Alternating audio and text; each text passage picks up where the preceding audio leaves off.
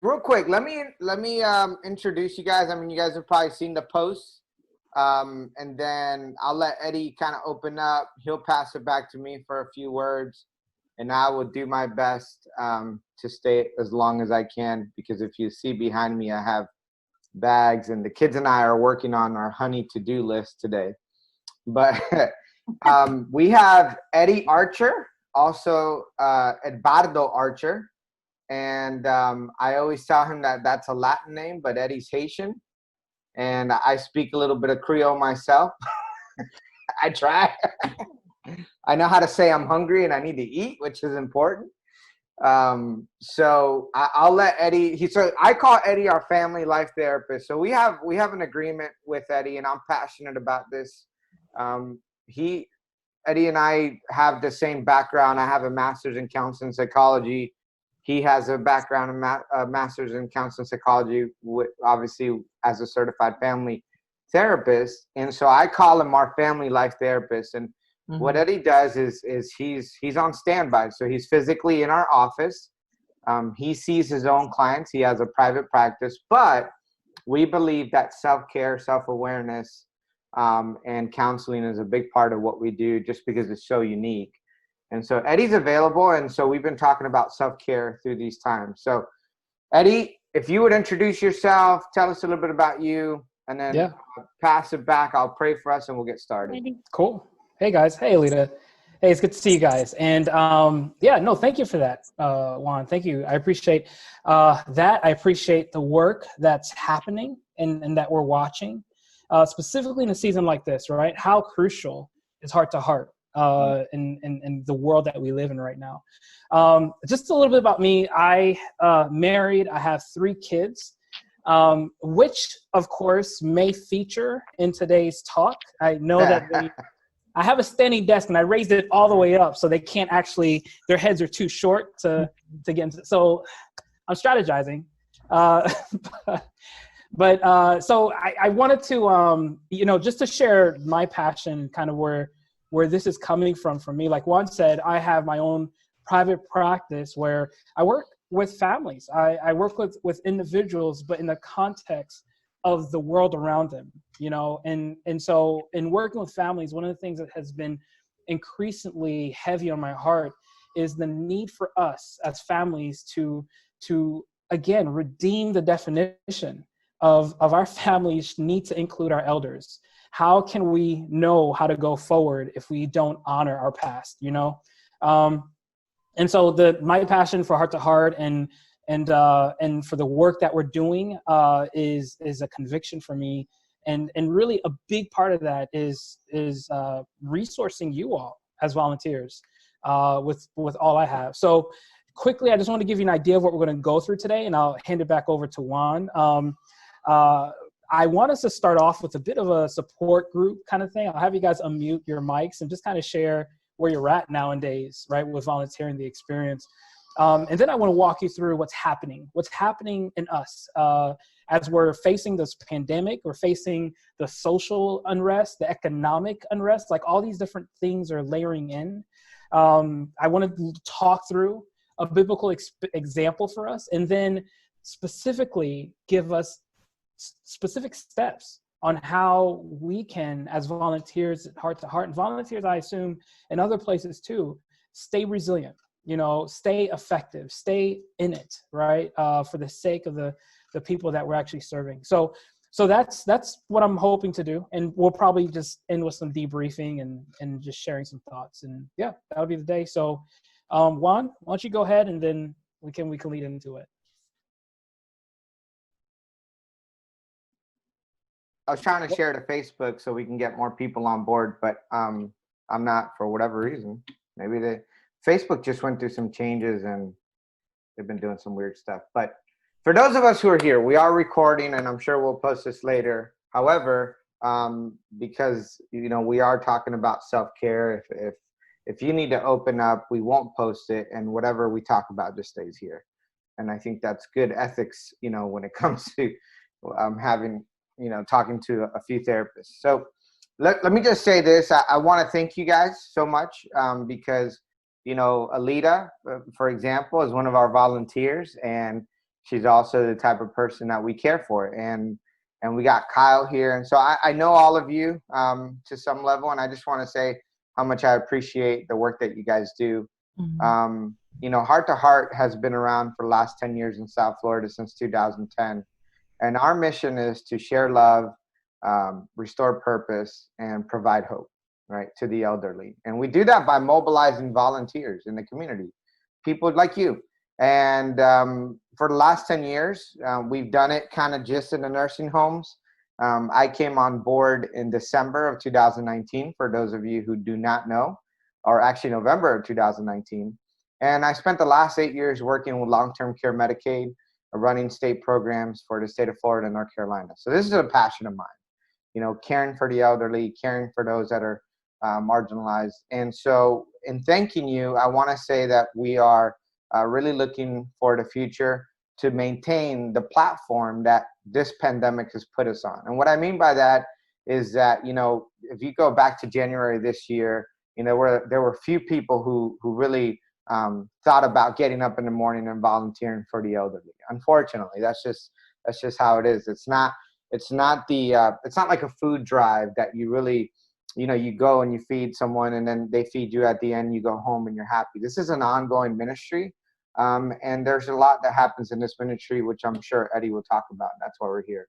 So I want to pray for you guys. I want to thank you. And I want to tell you that moving forward, we have an opportunity to educate our community, our culture, in how important the elderly are. And the reason why is this: you know, by the year 2030, there will be more people over the age of 65 in the United States of America, and there will be children. And this is something new. This has never happened in the history of our history.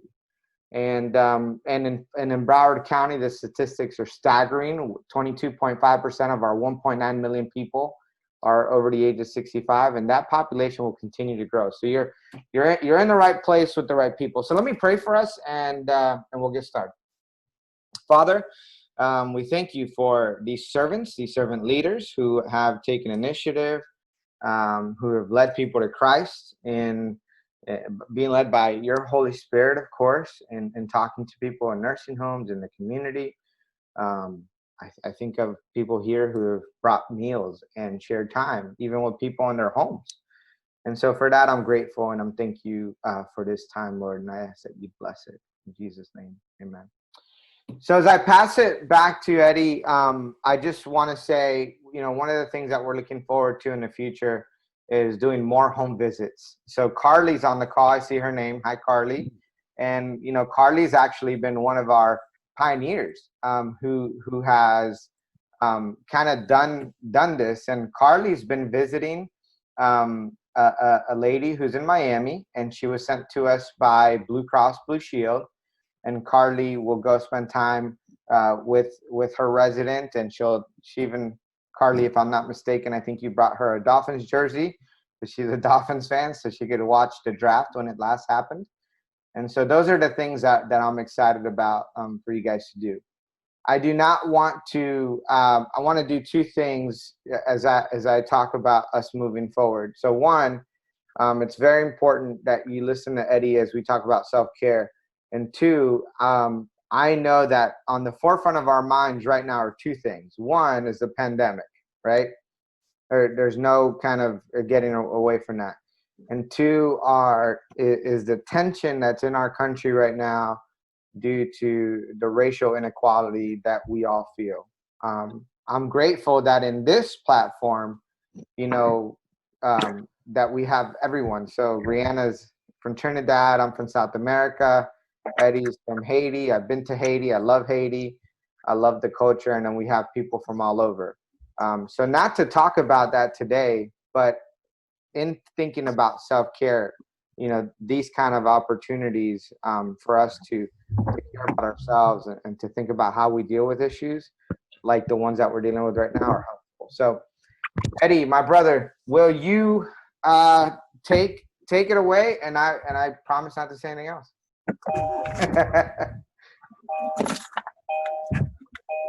All right, awesome. Okay, I'm off mute. Yes. Thanks, man. No, that's actually really good. Great introduction. for what we're doing, what we're talking about. In fact, guys, one of the things that I would like you to do, if possible, I want you to just think of one word, one feeling that you've been feeling over the last day or last week.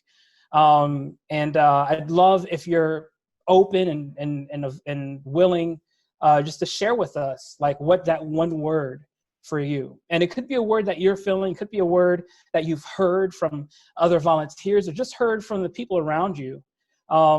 This is, one of the words that I'm hearing and is resounding. And I want to just open it up for you guys to share that. And you can unmute and, share your word or type it in the chat, either one. But I want to give us a chance to have a voice in a time like this, because we don't often get a chance to spend time like this together, right? So one person, thanks Juan, mentioned the word confusion. It's a good one. So did Angel. Yeah. Angel also said confusion. Interesting. I agree, Angel. Yeah. You guys can unmute yourself or write Humbled. in. And okay, Lori said humbled.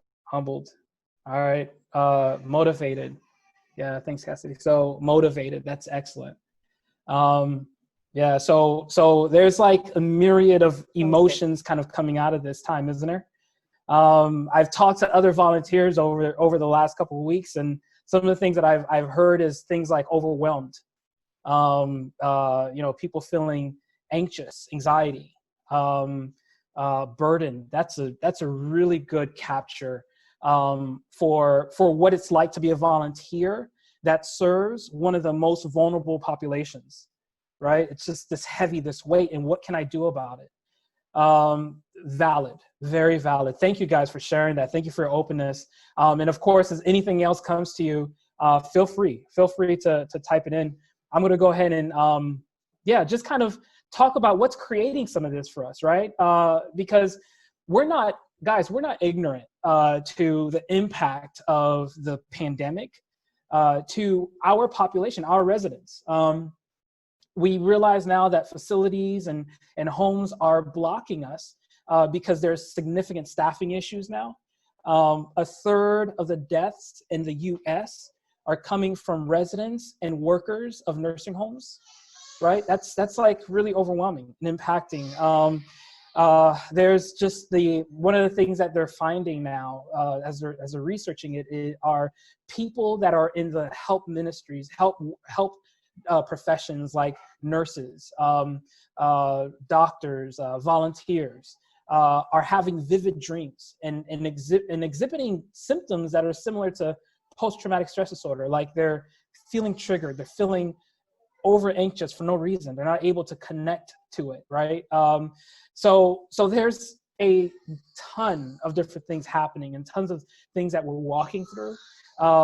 And like what you guys mentioned, being confused, being overwhelmed, being, as well as the other side of it, being motivated, being determined, feeling a burden, both in the sense of the weight of it, but also the burden of the thing that carries me to actually be effective in my work, right? These are all real emotions. And I think one of the worst things we can do, I mean it, one of the worst things we can do right now with all that is to try to push it down and ignore it.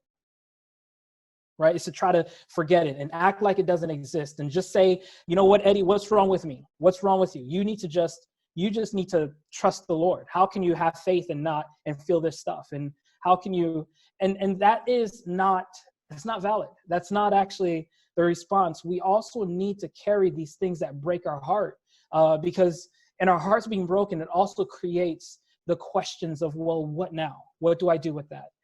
How do I begin to bring clarity to my confusion? How do I take the weight off of the burden that I feel, right? All these things are crucial and very important. So today what I want to do is take you all through a very specific way so that you can address how you feel, embrace how you feel and what's going on with you as a volunteer, but just as an individual living in the times that we live in.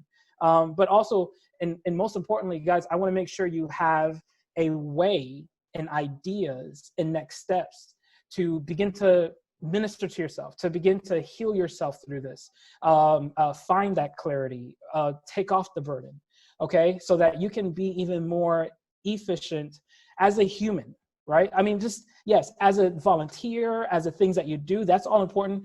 But I also want you to be efficient in the way that you are, not just what you do, okay? Super, super important. So I want to, I decided to not do a PowerPoint on this talk because I just want you to see my face and not be distracted by another screen. But here's the favor that I ask of you is I want you to make certain mental notes. If you have a pen and paper, please pull that over to the side. I want you to take some notes with me, and I'll tell you exactly what to write down. Or if it's just a mental note, and obviously, Kyle, you're driving, so I only want you to take mental notes and absolutely no written note. Okay, good. So as we talk through this, I definitely want you to have some milestones and some key things to think about. Okay, and I'll be sure at the end of this to give you specific takeaway points. Okay, so that you know I need to do this, this, this, and this. Okay, cool. I got it. All right. So one of the things I want to talk to you guys about is this idea of a model of fatigue, the model of fatigue. How does it happen? How do I end up in a place where I am exhausted? And we're all kind of in a different place in this cycle. Some of us are, like we said, some of us are motivated. Some of us are feeling the burden that's driving us. And some of us are feeling burdened by it as well, right? And confused and hurt by what we're going through. And there's this whole continuum that we're a part of. And I want to highlight this continuum so that you guys all can see what that tends to look like and identify kind of where you are in it, right? So you can embrace that. So I want you to write down 4 words for me. All right. One is a zealot. Okay. The next word I want you to write down is irritable, irritability. Okay. The next word, the third word is withdrawal. And the fourth word is zombie. Zombie. Yeah. Yeah.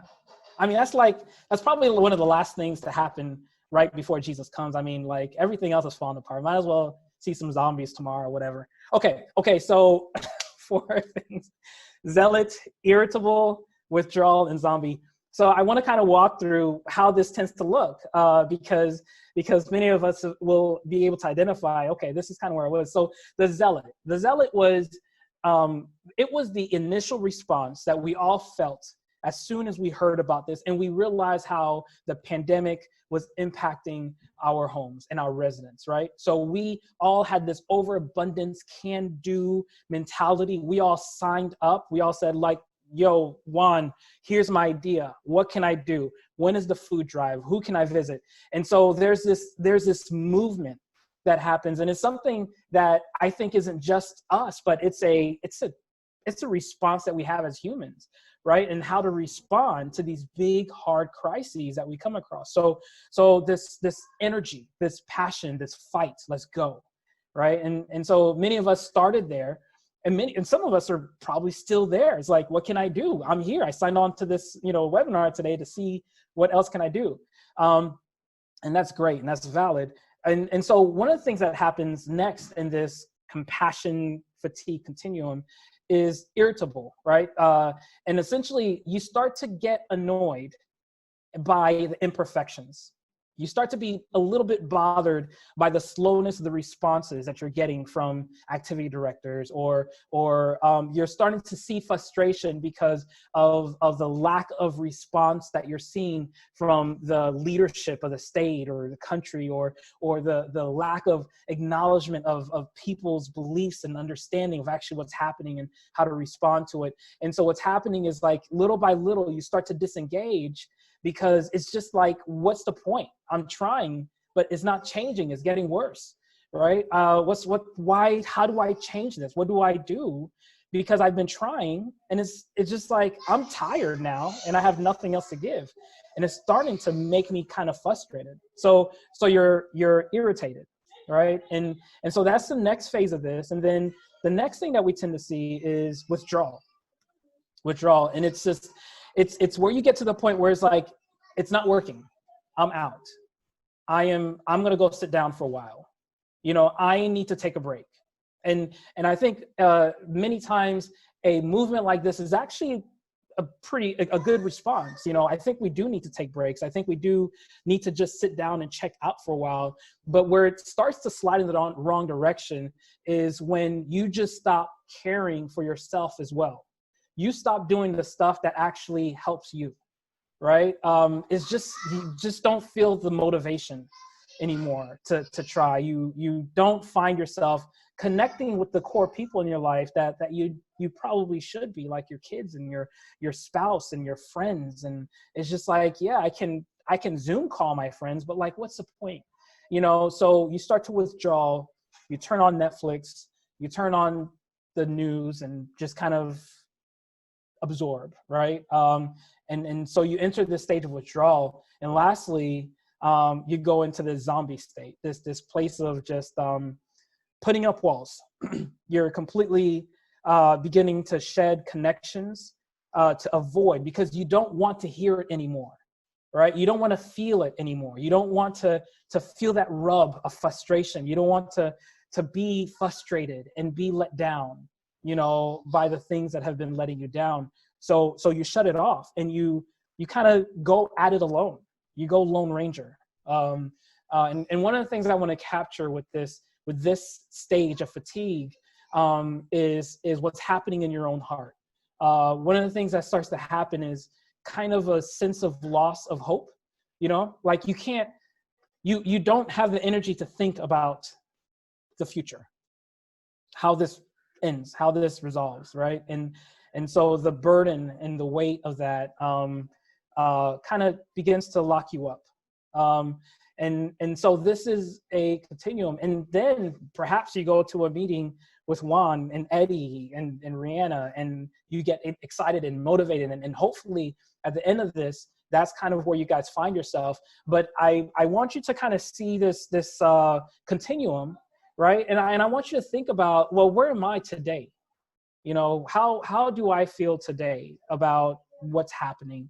And I want you to just take a mental note for yourself, right? And just maybe even write it down for yourself. It's like, well, am I zealot? Am I like excited, ready? Am I irritable? Am I starting to get annoyed at the inefficiencies of the system, but at the things that are discouraging me?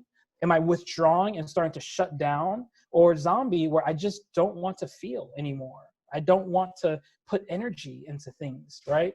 And I think it's important that you see that and you don't punish yourself for feeling or being in any of those places. It's okay.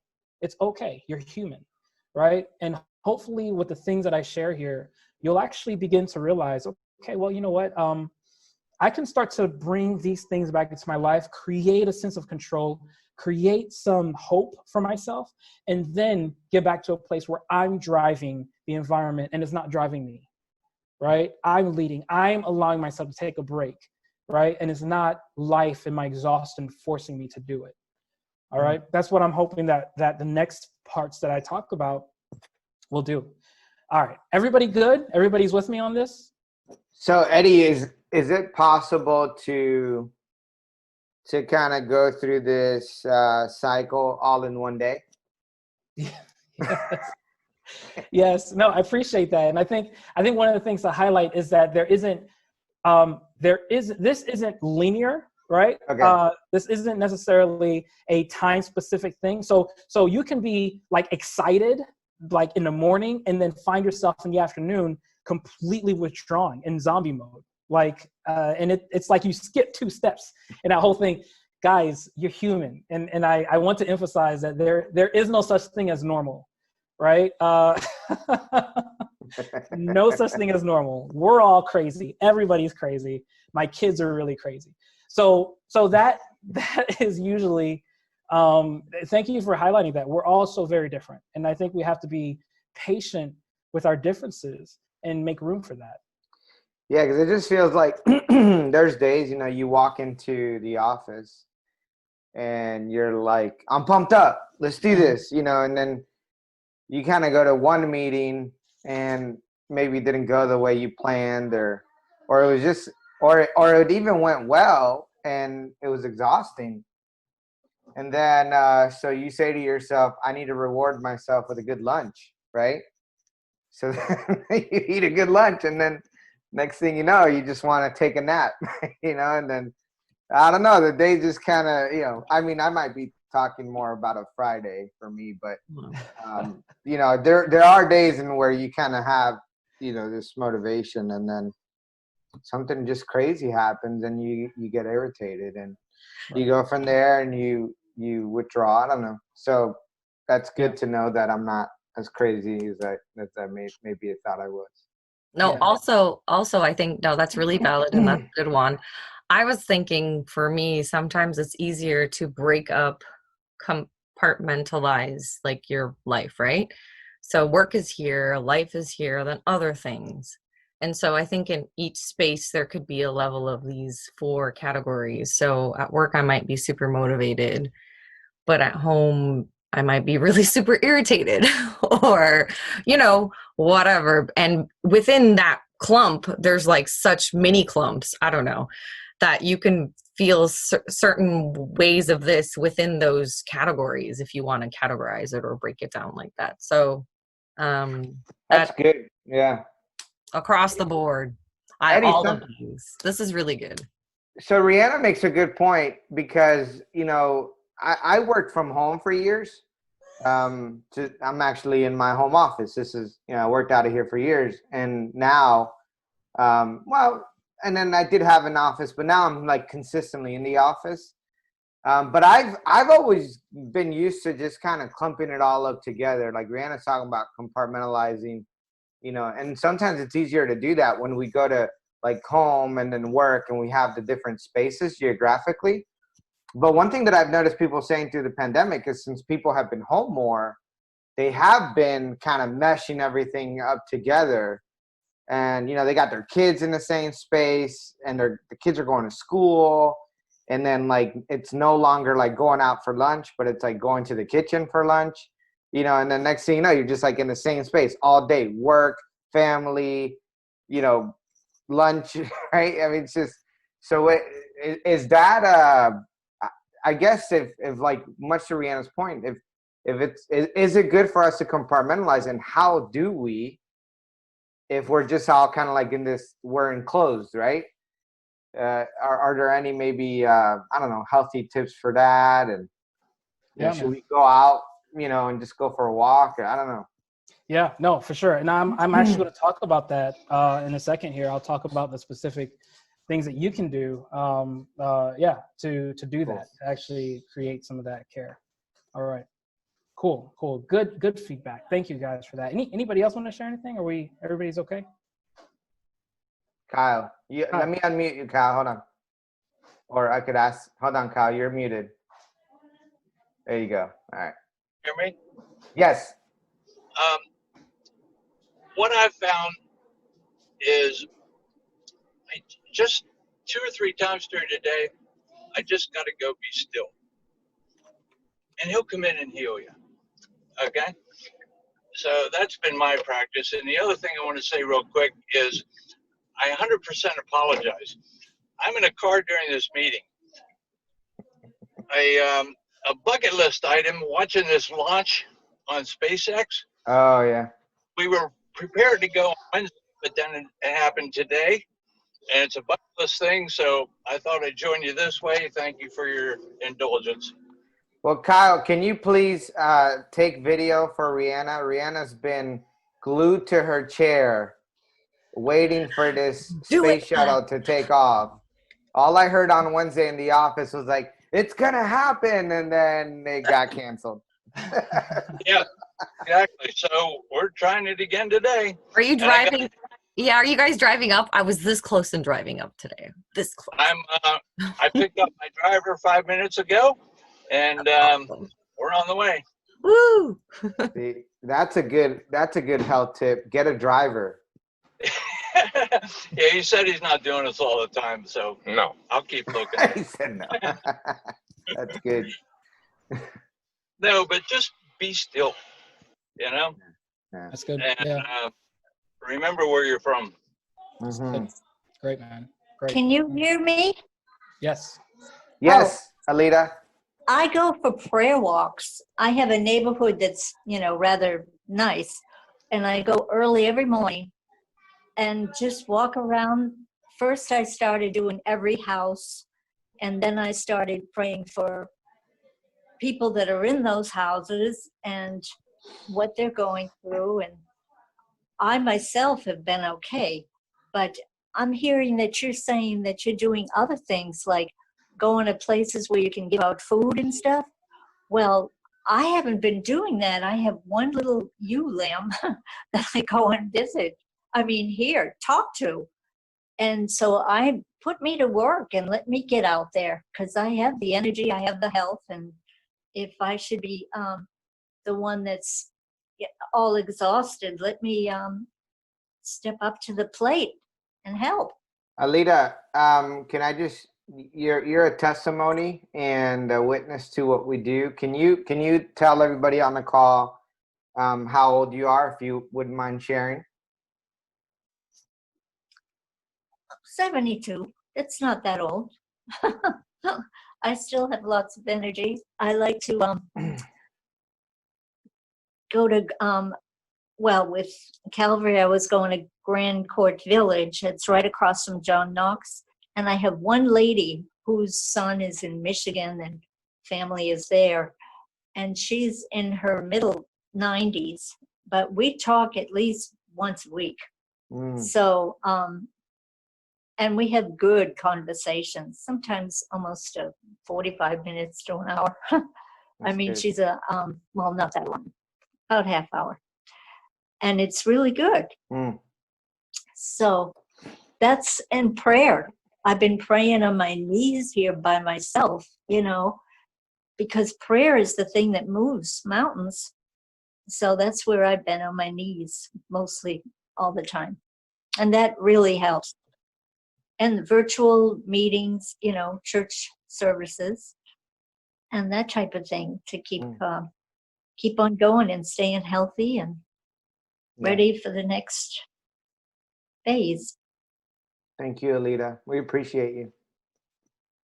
You're welcome. Absolutely. Well, good, guys. Thank you so much for that. And great feedback. And so let me, I love that because I want to kind of bridge into a specific Bible character I want us to review, who really reminds me of a person living in the time that we live in now. And then I want to connect that to the C.A.R.E model and how and what we can do to add on to the ideas like prayer walk and just being still, right? To really help us heal. So Elijah, I want to talk about Elijah. In 1 Kings 19, we kind of zoom into a version of Elijah who's having a panic attack. And one of the reasons why I like looking and reading the Bible is to see how human the characters of the Bible are, right? And to be able to see how the struggles that we have, they also have, right? That they also struggle with mental health things. In 1 Kings 19, Elijah was running for his life, suicidal ideation. He's like, God, I want to die, and it was really interesting to see how it happened because he started off as a zealot. He started off on high. This guy was calling down fire from the sky. The king said, hey, we're going to kill you. Well, he said, guess what? Famine. And then he picked up his clothes and he ran faster than a horse's chariots. This guy was like living in constant miracles in all the chapters before 1 Kings 19.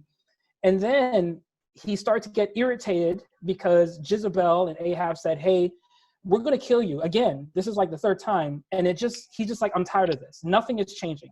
It's like, I've been trying to work. I've been trying to do these things. They're not changing. There's no, and so he starts to withdraw.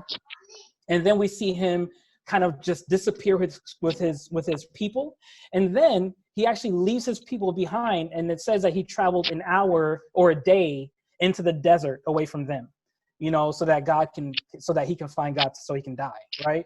And so you find this continuum that Elijah is in, and I want to look at what God did with him as he was dealing with the pandemic of his time, right? As he was dealing with the crisis, the social unrest, the spiritual unrest, the political unrest, all these different things that were happening. Let's look at what God did with him to get him out of this place of this deep, dark pit. Okay, so so one of the first things that was a pretty heavy emphasis, because he's in a desert and God sends an angel 2 times to feed him food and water. Go to sleep. So it's like, wake up, eat, and go to sleep. You got to wake up again, eat. You need strength. There's this emphasis on the core practical self-care stuff. And it's interesting because that tends to be one of the first things to go out of the door for us when we are tired or exhausted, is like, I don't want to work out anymore. You know, my sleep begins to struggle. You know, I'm staying up too late, or I'm not eating very well, right? But there's this core emphasis on, you need to self-care. You need to eat and sleep. Then the next thing that God does is take him to Mount Sinai, and he has this entire big experience with God, you know, and so God says, you know, go out to the mouth of the cave that you're in, and I'm going to show you myself. And so there's this series of these huge, like, displays of things. So there's wind that comes that like breaks rocks, and there's this earthquake that's shaking the mountain. And then there's a fire that takes over the mountain. And in each of those things, you know, Elijah realizes God was not in them, right? There's these big guys, there's these big, momentous, huge events happening around us every day.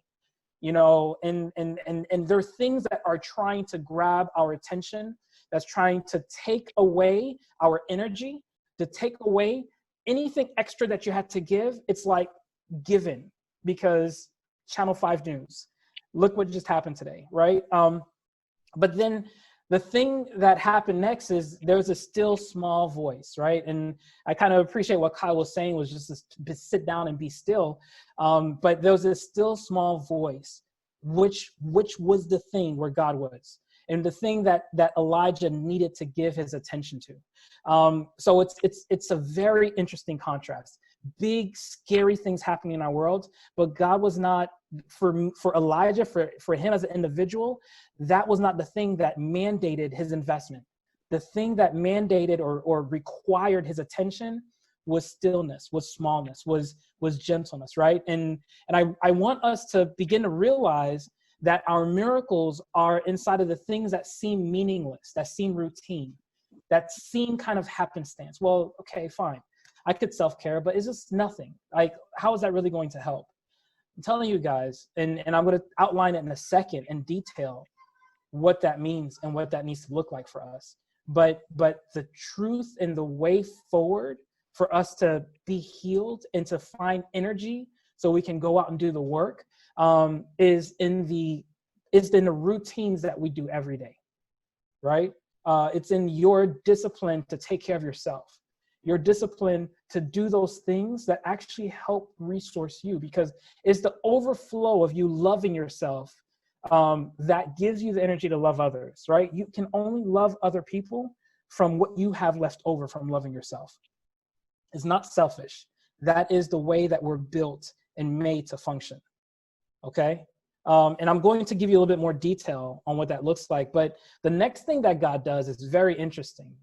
He gives them some instructions. He says, one, I want you to do your work as a prophet. You need to go back out and anoint kings, because that's what prophets do. So God almost tells him, do the thing that you feel that you're lacking. Do the thing that you feel that nobody's doing for you. Give it to somebody else, right? Then the next thing he does is he gives them hope for the future. He says, hey, I have Elijah, and I want you to anoint him. He's going to take over for you. So the next thing that God does is, I want you to not be stuck in the moment of your confusion, of your hurt, of your pain, of your overwhelm. I want you to start thinking and looking and basing your life off of something that you can't see yet. I mean, that's faith, right? Off of something out there. And so the third thing that God does is he brings him back to the issue of community. Right. And so one of the things he says is that you think you're alone, you think you're the only prophet, but I have like 3,000 prophets waiting, right? There's a community. You're not alone. You're not the only heart-to-heart volunteer, guys. There are other volunteers walking through this with you. And as a leadership team, myself, Juan, Rihanna, we want to, and we're trying to be intentional about bringing you all together, right? So that there's a shared sense of community. And we could build off of that platform. So that is how God led Elijah. And from that point forward, no more suicidal ideation, no more panic attacks, no more falling off the path. Like Elijah walked through to the end of his life so well that God's saying, hey, you don't even need to die, bro. Like I'm sitting down an Uber, you know, with some horses and fire. I'm going to pick you up and you come straight to me. So that's the kind of death that I want. I want God to pick me up. Okay. So, so here's what I want you to do. I want you to write the word care, C-A-R-E, care. And this is one of the core parts of our mission and vision and heart to heart. And we utilize this CARE model, and CARE stands for connect, advocate, respond, and engage. And our commitment is to do, CARE, there it is. Thanks, Rihanna.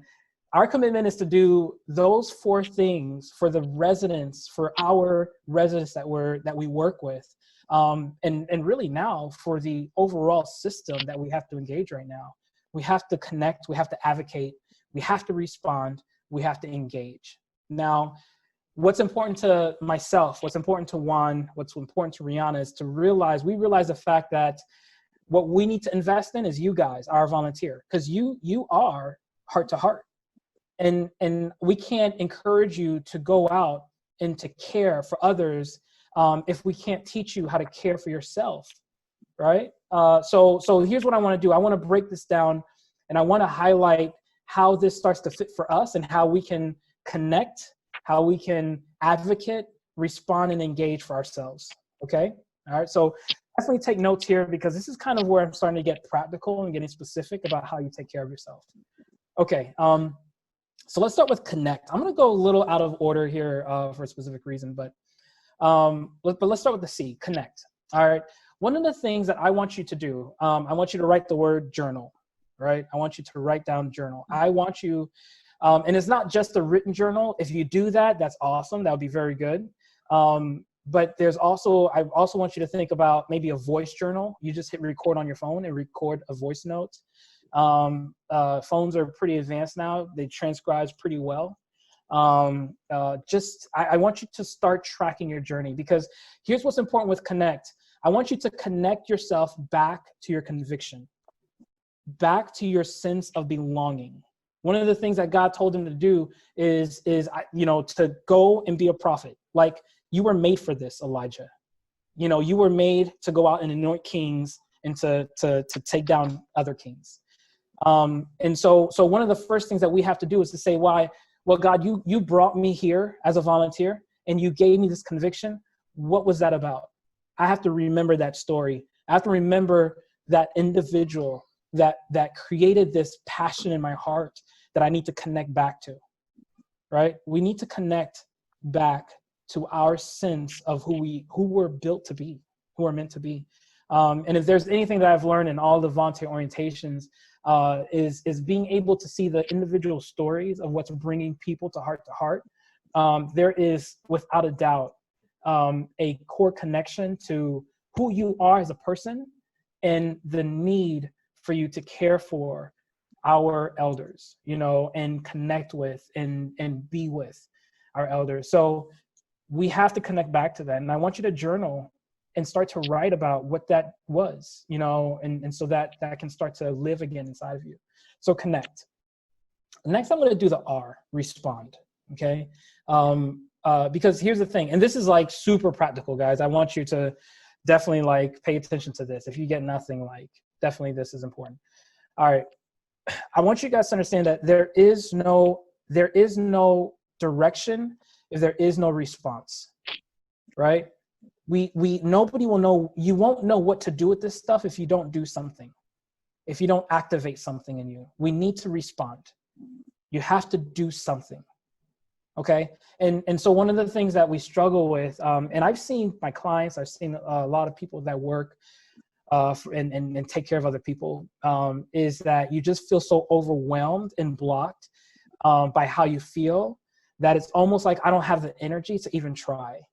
I don't have the will, to try to take care of myself. And I get that. And so what you need to do is break it down to the small things. So I want to break it down to you all so you guys can think about it in a certain way. That'll help you make this connection. Write these 3 words: consume, contribute, and create. Okay, those 3 C's: consume, contribute, and create. All right.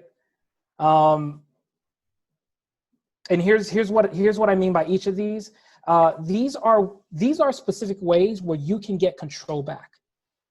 We're living in a world right now where control is taken out of us. We're being mandated to stay in our homes, right? Our jobs are closing up. We don't have the flexibility to go out in public, right? We're limited. There's blocks. There's walls, and many people are feeling just out of control. And these 3 words are ways to give you control back in a small ways that allow you, again, to walk through life and not be defined by what's happening around you. So start with consume. I want you to consume quality. All right. I want you to scan what you're consuming from day to day. And I mean, like, what are you watching on TV? What are you listening to? What do you eat? Things that you take in, people that you're hanging out with, conversations that you're having. And I want you to scan everything that you consume. And I want you to really consider taking away the things that are permissible, but not beneficial. Taking away the things that are just extra. The things that just don't leave you like in a mentally good place. Decrease the news time for a little bit. We don't have enough good news out there. It's really depressing. All right. Start to look at adding just an extra leaf of salad. It's not about the salad, guys. It's about your sense of achievement. I ate 1 leaf of salad today. Like I won today. You know what I'm saying? That's really what it's about. That's what it's about. So I want you to think about quality. It's not about quantity. It's not about how much you do or how often you do it. It's not about, oh, I need to wake up early 5 days this week. No, I want you to think about quality. I want you to think about that one day that I woke up early. I had a chance to take a walk outside. I had a chance to pray. I had a chance to journal. And that quality of that hour goes so much further than you holding yourself to some unnecessary standard of needing to do it a certain amount of times. Quality, consume quality. I want you to take in quality. I mean, personally, I have been thinking about like things that I can have control over. Like I bought a new keyboard, so it'll be nicer to type. Bed sheets, new socks, just like things that come in contact with my body. It's improving my life. I feel better, and it's quality. It's just like an extra $5 for socks, but it's me taking control back in these little tiny ways, right? And me creating quality for myself. Okay, so that's one of the things. So let's go over to contribute. I want you to contribute towards achievement. I want you to feel like you're actually contributing towards something meaningful. All right. So very basic ideas, coloring book. All right. I want you guys to really think about putting a coloring book on your shopping list. All right. And getting some nice crayons. And it's not about creating, like coloring. There's something about mindfulness when it comes to something like that. It allows you to live in the moment and actually appreciate it. I mean, Kyle mentioned stillness. And really, when you start to break down something like that, what you're really doing and saying is like, I'm quieting the noise. I'm taking my distraction away from other things. And I'm putting my intention on, for him, hearing from God, or my intention on tracing out this coloring book and actually coloring. And again, there's something about the smells of the crayons, the calm, all of that starts to really settle you, right? A puzzle, you're contributing towards something, you're achieving something. Gardening, start gardening. Plant squash, guys. I didn't realize that squash basically turns around in like 2 days. It's like a miracle vegetable. So gardening, exercising, like actually doing just little wins in exercising and getting that under your belt. You're contributing towards your health. You're contributing towards your well-being and your calm. I want you to contribute towards something that's an achievement for you. Okay. All right. So again, that's another thing. We're still talking about how do you respond. We're talking about what you do. You have to do something. We have to respond to change how we feel. All right, the next thing and the last thing is create. And create for no returns. Create just for the sake of creating. Okay, so sit down and buy yourself some really nice paintbrushes and a canvas and just create something. Build, get your hobby back. I like to be in my garage and I build a table every now and then. And it's very nice for me because I work with broken families all day. And it's you know, and it's hard because I don't get to see them improve. When they improve, they just stop calling me, which is great, but I don't get to see that. So what I have to do to get myself in a place where it's like, I see progress, I see life, is I create tables, I create videos, I you know, just I put my hands to something. So some of you are really good at arts and crafts, at putting together books, creating cards, getting a hobby, and just contributing towards that. I just want you to actually invest in something that creates life for you, right? With no return. You don't have to sell it. You don't have to. Once we start doing that, it takes away that sense of like genuine, you know, this is actually contributing. Okay, so that's respond, consume, contribute, create. All right. And so let's talk about engage and advocate. And then I'll just give you some action steps and I'll stop and we'll debrief and I'll hand it over, okay? All right, so for engage, so one of the things that God says to Elijah is to go be a prophet, you know, go anoint Jehu, who's going to be the new king. And so there's this thing of essentially like we have to go out and do the thing that we're meant to do, right? And connect. I told you guys to reconnect to that sense of who you are, of why you're doing your why. Well, engage is where we start to engage that thing that we've identified, right? So I want you to think about the thing that you feel like you lack. Maybe you feel like you lack understanding, you lack somebody to hear, to listen, you lack service. I want you to give the thing that you feel you lack. And the way that we do that is connecting with our residents, you know, in our facilities. There is something very healing about you guys giving back and engaging them.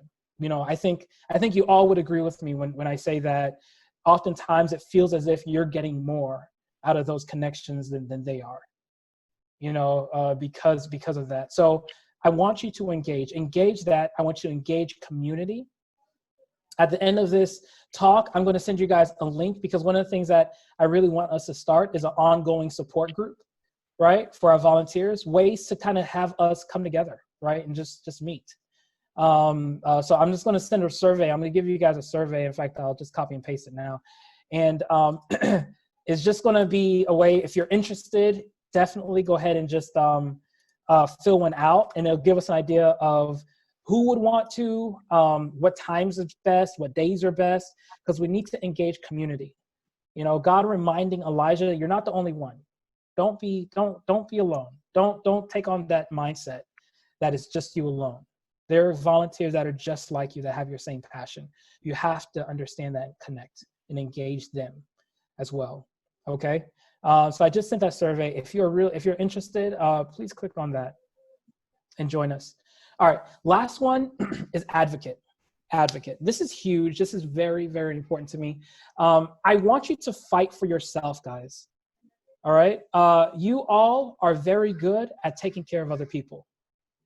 And I imagine for many of you, I won't say all of you, you're probably not very good at taking care of yourself. Right? And so it's so crucial, so important that you do something to advocate for yourself, that you do something and take a big risk that puts the balance in your favor, that puts you in a place where you win and you can take care of yourself. And so here's a key way that I want you to advocate for yourself. I really want you guys, especially those of you who are really struggling in the time and season that we're living in, struggling, and it's not just with what's happening, struggling in your own life, struggling to meet your own needs. I want you to set up a time to consult with me and have a 20-minute conversation with me or my team. I have another clinician that I work with, and I want you guys to actually get on my calendar, schedule a 20-minute consultation. It's free. And one of the things that Juan and myself have discovered, well, are discussing and have discussed, the team, is we want to ensure that all of our heart-to-heart volunteers have access to free counseling if needed. Okay? So I say, do something that is a big risk to you, that is completely out of the box of what you've done, and just talk, right, to somebody that's outside, that has some level of understanding, of connection, and schedule a time to talk with me and my team. Let's just talk, right? It doesn't have to be anything. It doesn't have to turn into anything. But if it does, you have opportunity just to engage my team for a few free sessions, right? And let's just get at it. Let's get through it. Let's actually help you get to a better place so that you can advocate for yourself better. That is you advocating for yourself. That's you doing something to put yourself in a position so that you win. You know, you can leave this thing even more mature, even more like just settled than you started. So I'm also going to put that link here. Juan says that he's going to email all of this out to you guys, and